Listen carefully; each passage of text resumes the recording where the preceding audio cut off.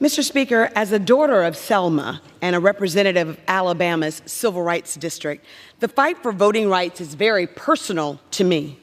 It was in Selma where hundreds of foot soldiers like John Lewis shed blood on a bridge for the equal right of all Americans to vote. They marched, they bled, they prayed, and some even died for the right to vote.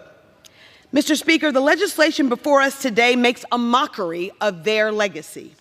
House Republicans' so-called SAVE Act is a dangerous, anti-democratic bill that would do nothing to protect our elections.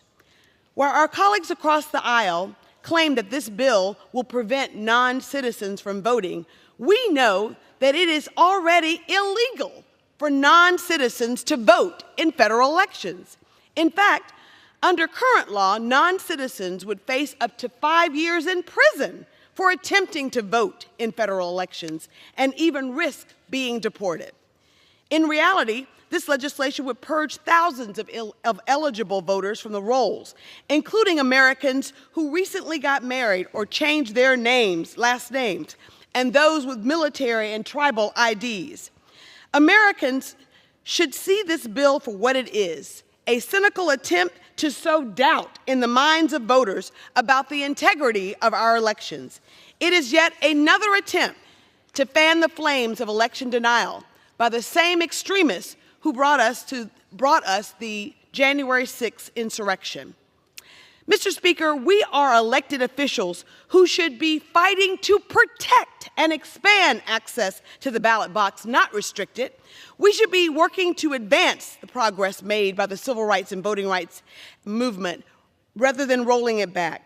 But let's be clear. The biggest threat to our election is not non-citizen voting. It is the lack of federal oversight, which has allowed the states to advance hundreds of new laws and new bills, making it harder for Americans to vote. Mr. Speaker, the House should be considering H.R. 14, the John Robert Lewis Voting Rights Advancement Act, which I introduced in September. H.R. 14 will restore federal oversight. It would establish a new formula to protect and prevent states with a recent history of voter discrimination from restricting voter access. In doing so, it would protect access to the ballot box for every eligible American. With state lawmaking working overtime to eradicate and make barriers for ballot box, the need for federal voting rights protections is just as urgent today as it was 60 years ago.